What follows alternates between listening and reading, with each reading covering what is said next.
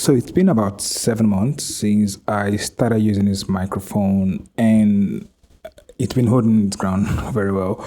And but I thought I'd share what I think about these 7 months into using this and how this has served me, and what are the possible problems that you may occur or you may face if you get this mic for yourself.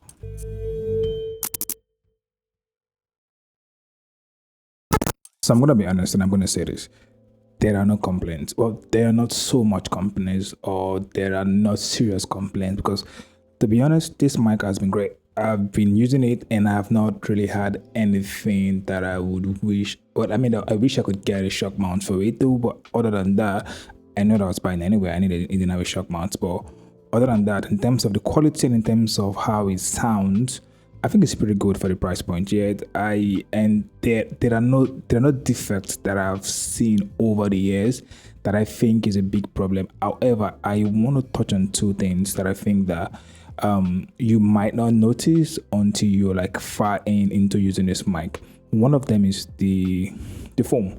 Now the foam does pick up on a lot of dirt. I used to have another mic here. The foam wasn't designed like this, and because it wasn't designed like this, I didn't get dirt on that particular one. But on this one, it picks up on a lot of dirt, and it's not even like it picks up on dirt. You would see some sort of dust-like thingy, like hair and white stuff on top of it.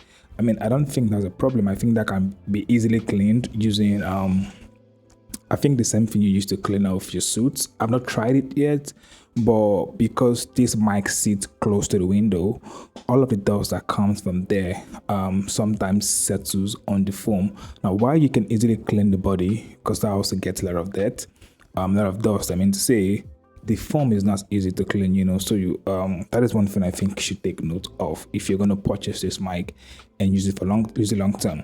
Now, another thing that I think it's worthy of mentioning is that when I started using this mic, when you plug in the audio, plug in your headset from the audio jack behind the mic, you would hear it pick up a lot of noise. Yeah, like you would literally, if you listen closely, you can almost hear your own thoughts on your own headset. That you can almost hear your thoughts, and that's because the mic picks up a lot of things around while you're listening to it. But once you click the record button and you start to record, you don't get those sounds. I don't know why that happens. Maybe it's a preamp inside of the mic, but somehow it helps you filter all of those things that you could hear in your headset. So in the beginning, I was worried that this mic is speaking too many sounds. It's speaking too many noise. It's speaking everything. It's speaking my breath. It's speaking me moving my legs.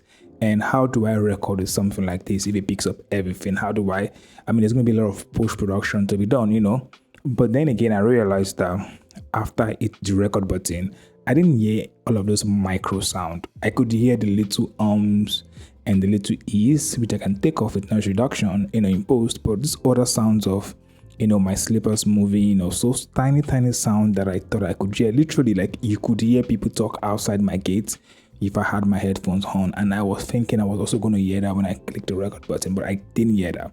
So that's one thing I think you want to take note of if you're using this mic. Do not panic. If you get that, you would not hear any of that. Another thing I think is worth mentioning, I don't think it's the mic's problem.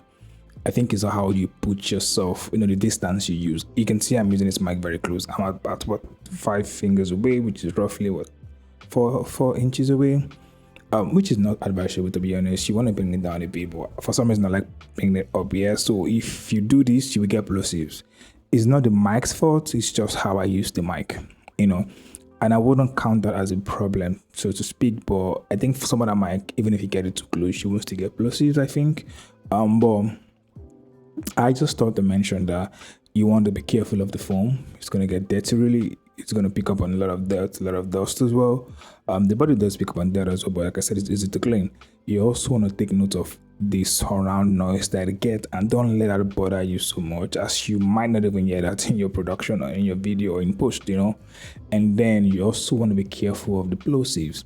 But aside that, it's been standing strong. Everything still works. The mute button still works. The light still comes on.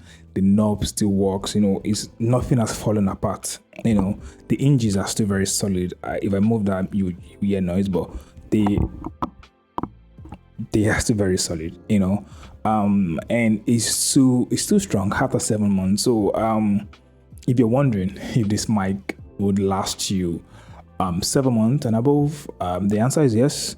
It would last you 7 months. I think it will last you and above as well, but the answer is yes. It's durable. It's not made out of metal, but it's durable.